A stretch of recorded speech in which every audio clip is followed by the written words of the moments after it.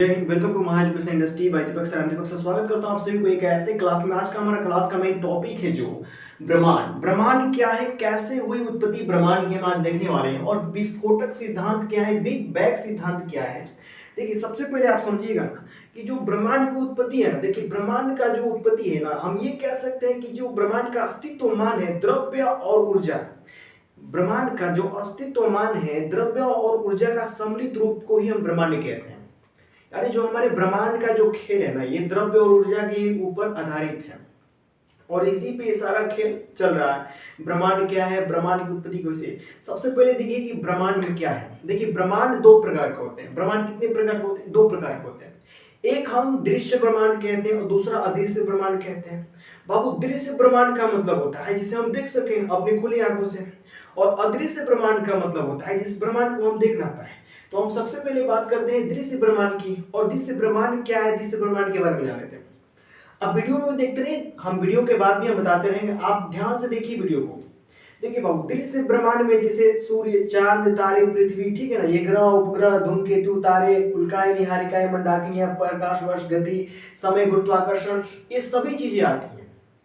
जिस चीजों को हम देखते रहते हैं बाबू अपनी आंखों से, उसको हम क्या कहते हैं? दृश्य ब्रह्मांड, जो हम दृश्य मतलब देख सकते हैं। और अदृश्य ब्रह्मांड मतलब वो होता है ब्रह्मांड जिस ब्रह्मांड को हम ना देख सके। यानी जो ये ब्रह्मांड की जो आपकी पृथ्वी के बाहरी, अब पृथ्वी के जो गुरुत्वाकर्षण से अब जब बाहर चले जाएंगे, इस ब्रह्मांड की जो बाहरी कक्षा है उसको तो हम देख नहीं पाते हैं। तो बाहरी कक्षा में किसी प्रकार की कोई ऊर्जा या कोई रोशनी ऐसा तथ्य नहीं है जिससे हम उस चीज को देख सकते हैं। बाहरी कक्ष में सिर्फ अंधेरा ही अंधेरा है।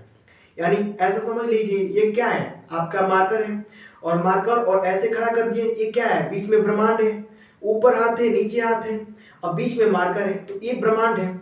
अब इसके अंदर आप रहते हैं, अब अंदर वाली सारी सिस्टम तो आप आंख से देख रहे हैं, ऐसे मार्कर है मतलब ब्रह्मांड में देख रहे हैं, लेकिन हाथ के ऊपर आपको दिखाई देगा? नहीं दिखाई देगा। हाथ के नीचे भी आपको दिखाई नहीं देगा। इसी तरीके से ब्रह्मांड की जो बाहरी कक्षा है, बाहरी मतलब जो जगह है, जो बाहर जो ब्रह्मांड की जो गतिशील छोटे छोटे जो पत्थर, आप देखिए पत्थर के रूप में समझिए। छोटा छोटा जो पत्थर है ना, एक बहुत बड़ा पत्थर फूटा, उसमें से छोटा छोटा पत्थर निकल के सूरज, चांद, पृथ्वी, तारे सब बन गए, ठीक है ना। उसके बाद इस पूरे ब्रह्मांड के इस बड़े पत्थर के बाद जो पत्थर है ना, कुछ इस बड़े पत्थर के बीच परिक्रमा लगा देते हैं, ठीक है ना। आप जैसे गांव में यज्ञ होता है ना, तो आप जाते हैं ना, तो यज्ञ में ना, उसमें यज्ञ होता है ना, तो वहां पे एक परिक्रमा भी बनाया रहता है, उसको परिक्रमा करते हैं, गोल गोल गोल गोल घूमते हैं। जब वो होता है ना तब परिक्रमा गृह बनाया रहता है, ठीक है ना, परिक्रमा करते हैं। उसी तरीके से जैसे औरत लोग पूजा करती है ना वट सावित्री का, तो पेड़ के चारों तरफ चक्कर मारती है ऐसे गोल गोल। उसी तरीके से क्या करते हैं कि एक बड़ा पत्थर, यानी जैसे मान लीजिए पृथ्वी है, अब पृथ्वी से कुछ छोटे मोटे जो टूटे हुए मतलब कंकड़ है, पत्थर है, वो पृथ्वी के आगे पीछे घूमने लगे, ऊर्जा है, गुरुत्वाकर्षण बल के कारण, ठीक है ना। अब वो बल क्या किया कि उस बल एक कक्ष की तरफ घूमने लगे। तो इसी तरीके से क्या करते हैं ना कि सारे एक दूसरे से अटैचमेंट नहीं है बल्कि फैले हुए हैं। क्या हुए? ब्रह्मांड में जो सारे पत्थर के रूप में है, जो मतलब आप समझ लीजिए ना, एक एक छोटा छोटा पत्थर है, अब पूरा फैला हुआ है, ठीक। तो दृश्य ब्रह्मांड अदृश्य ब्रह्मांड में ही सबसे बड़ा अंतर है कि जो दृश्य ब्रह्मांड, जो ब्रह्मांड को हम देख रहे हैं ना बाबू, जो आप ब्रह्मांड को देख रहे हैं ना, ये आपका दृश्य ब्रह्मांड है। लेकिन इस ब्रह्मांड के जो बाहर है ना, जिस चीज को हम तथ्यों को ज्ञान नहीं है, वो चीज अदृश्य है, उसको हम अदृश्य ब्रह्मांड कहते हैं, ठीक। अब दूसरी पॉइंट समझते हैं कि देखिए सबसे पहले एक बार हम यहाँ पे वैज्ञानिकों को देख लेंगे ध्यान से।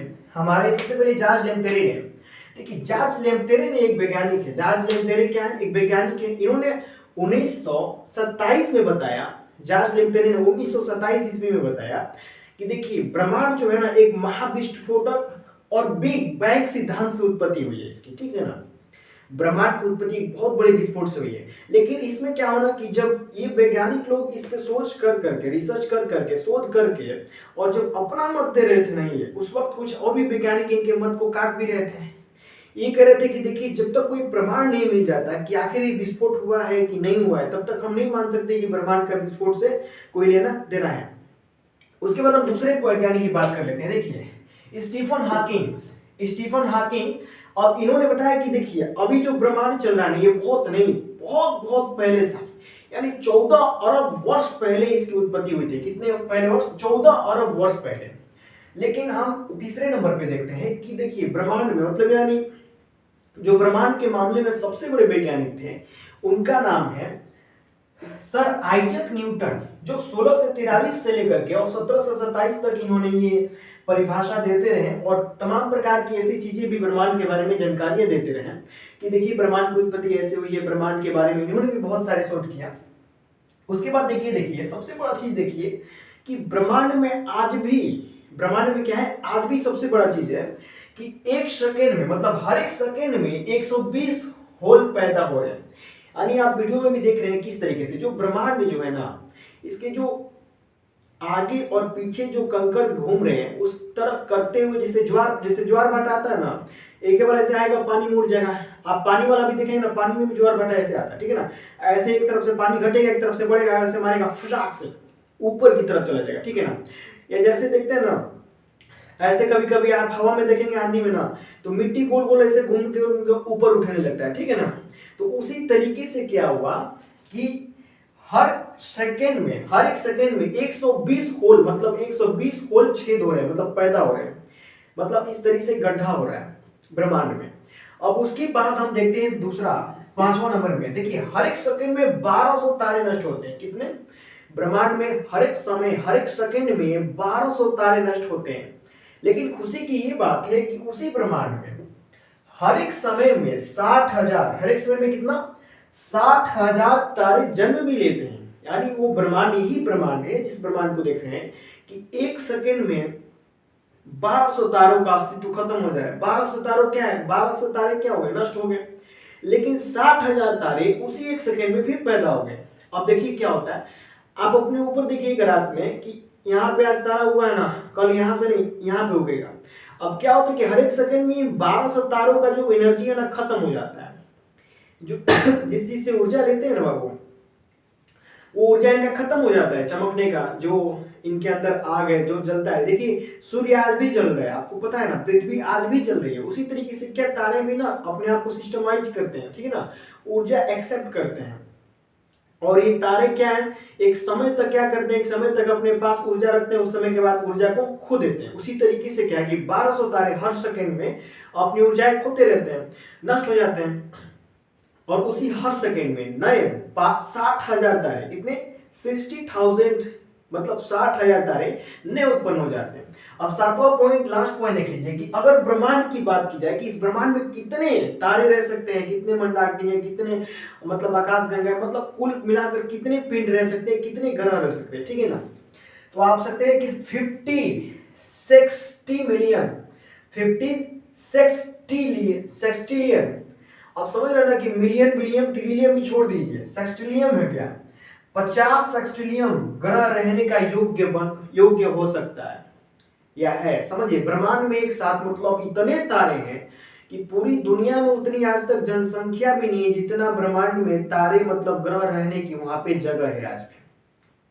अब देखिए ब्रह्मांड में ये सारी इंफॉर्मेशन थी, एक इंपॉर्टेंट इंफॉर्मेशन इसलिए मैंने आपको दे दिया। लेकिन अब देखिए जो इंफॉर्मेशन इस तरीके से क्या हुआ कि ब्रह्मांड की धीरे धीरे जो छोटे मोटे पत्थर की तरह टूटता हुआ एक पूरा विशाल ब्रह्मांड का निर्माण हो गया विस्फोट के कारण। उसके बाद क्या हुआ, किसी विस्फोट के कारण जब पृथ्वी इससे मतलब एक छोटा सा जो पिंड है ना, जो इस तरीके से बड़ा एक पिंड फूटा, उसमें से छोटा सा एक ईंट का पत्थर समझ लीजिए, ये पृथ्वी भी आपका। पृथ्वी पे क्या हुआ कि कुछ समय बाद इतने जबरदस्त बारिश होने लगा, इतना बारिश हुआ कुछ समय पहले, पृथ्वी पूरी तरह से नीचे से जल रही थी आग की तरह। फिर उसमें क्या हुआ कि बारिश होना शुरू हुआ, तो क्या हुआ कि ऊपर का हिस्सा जो है वो पानी से ढक गया, ठीक है ना, पानी पूरा चारों तरफ भर गया। और नीचे का हिस्सा क्या हुआ कि आज भी पृथ्वी का जल रहा है। जो मैग्मा और लावा जो निकलता है ना ज्वार-भाटा में, आप आते हैं देखने मैग्मा लावा निकल गया, ऐसे न्यूज में पढ़ते हैं ना, वो क्या होता है, पृथ्वी के अंदर जो गैस बनता है जो जलता रहता है, आज भी पृथ्वी क्या है, जल रही है। तो जब पृथ्वी कभी कभी सांस लेने के लिए क्या करती है कि उस लावे को मैग्मा बाहर फेंक देती है और थोड़ा सा ऑक्सीजन अंदर ले लेती है, ठीक है ना। अब देखिए सबसे पहले हम बात कर लेते हैं कि जो ब्रह्मांड में और बहुत समय मतलब करोड़ों अरबों साल तक बारिश होती रही। अब पृथ्वी पर पूरी तरह पृथ्वी पर पानी पानी हो गया। फिर पृथ्वी पे एक समय हो कि पूरी तरह से बर्फ से ढक गया। अब इसी ब्रह्मांड में देखिए ठंडे भी ग्रह हैं और बहुत जलने वाले आग की तरह भी ग्रह रहते हैं। यानी इसी ब्रह्मांड में आप देखेंगे कि बहुत ठंडा भी कहीं है, बहुत ज्यादा आग भी कहीं है। आज भी क्या है, जो गोले हैं छोटे छोटे विस्फोट के, जो विशाल जो गोल गोल आपको दिखाई दे रहे होंगे वीडियो में, वो क्या है, आज भी वो जल रहे हैं, आज भी उसी तरीके से गति करते हुए चल रहे हैं, ठीक है ना। अब यहाँ पे ध्यान से देखिएगा कि क्या हुआ ना कि जब इतने सारे भयंकर जब घटना हुआ और घटना होने के बाद जब ब्रह्मांड, मतलब जिसे हम एक ब्रह्मांड नाम दे दिए, इस विस्फोट का क्या नाम दे दिए, ब्रह्मांड नाम दे दिए। अब ब्रह्मांड में क्या हुआ कि इतने समय बाद जब पृथ्वी पर इतने लाखों करोड़ों अरबों साल तक बारिश होता रहे, बारिश के बाद क्या हुआ ना कि बारिश में रिएक्शन एक्टिविटी होती है, जो पानी मिला, ऊपर के एयर मिला, ऑक्सीजन मिला, गैस मिला, उससे मिला करके छोटे छोटे एक कोशिकीय, द्विकोशिकीय, बहुकोशिकीय क्या है, धीरे धीरे जीव पैदा होने लगे। और ये धीरे धीरे जीव पैदा होने लगे तो क्या हुआ ना कि पृथ्वी पर छोटा छोटा जीवों का धीरे धीरे धीरे धीरे विकास होने लगा। और फिर क्या हुआ ना कि एक कोशिकी से लेकर के बहुकोशिकीय बहुत तमाम प्रकार के ऐसे जीव धीरे धीरे धीरे एक दूसरे से रिएक्शन करके बनते गए। यानी धीरे धीरे जो ब्रह्मांड है धीरे धीरे एक प्राकृतिक का रूप ले लिया। यानी ब्रह्मांड प्रकृति का जो है ना, ब्रह्मांड का ही हिस्सा एक प्राकृतिक भी है। जो पृथ्वी आपका सबसे, जिस पृथ्वी पे आप रहते हैं ना, वो भी क्या है, एक ब्रह्मांड का ही सबसे बड़ा हिस्सा है ना। लेकिन पृथ्वी के बारे में हम और भी डिटेल क्लास में, अगले क्लास में जानेंगे। यहाँ पे सिर्फ ये था कि ब्रह्मांड का देखिए उत्पत्ति कैसे हुई ब्रह्मांड की उत्पत्ति, और ब्रह्मांड क्या है। तो ब्रह्मांड समझिएगा कि एक अस्तित्वमान में द्रव्य और ऊर्जा का सम्मिलित रूप ही ब्रह्मांड है, ठीक है। और ब्रह्मांड में बहुत सारे ऐसे एग्जाम्पल, मैंने कुछ ऐसे मेन टॉपिक लिखे जैसे जॉर्ज लैम्पेरे ने, स्टीफन हॉकिंग ने, सर आइजैक न्यूटन, और हर एक सेकेंड में कितना पैदा होता है होल, और फिर हर एक सेकेंड में कितने तारे मरते हैं, मतलब डेट हो जाते हैं, और हर एक सेकेंड में कितने तारे फिर बर्थ भी होते हैं, मतलब जन्म भी ले लेते हैं, पैदा भी हो जाते हैं। ये बेस्ट इंपोर्टेंट को अपने पास रखिएगा ज्ञान को। फिर अगले क्लास में मिलेंगे फिर किसी इंटरेस्टिंग ज्ञान के कारण, और फिर इंटरेस्टिंग ज्ञान के साथ आपको कुछ अलग नए बताने की कोशिश करेंगे। यानी एक ऐसे लेटेस्ट करंट अफेयर्स फिर लेके आऊंगा जिस रिलेटेड करंट अफेयर्स को आप देखेंगे तो वाकई में जो आपके एग्जाम में पूछे जाने वाले क्वेश्चन है, सारे एग्जाम में पूछे जाने वाले क्वेश्चन को मैं कवर कर दूंगा उस वीडियो में। यानी आपको, अगर आप पढ़ना चाहते हैं इस चैनल से, तो बिल्कुल आप फ्री में पढ़ सकते हैं, किसी प्रकार की कोई चार्ज नहीं लगेगा।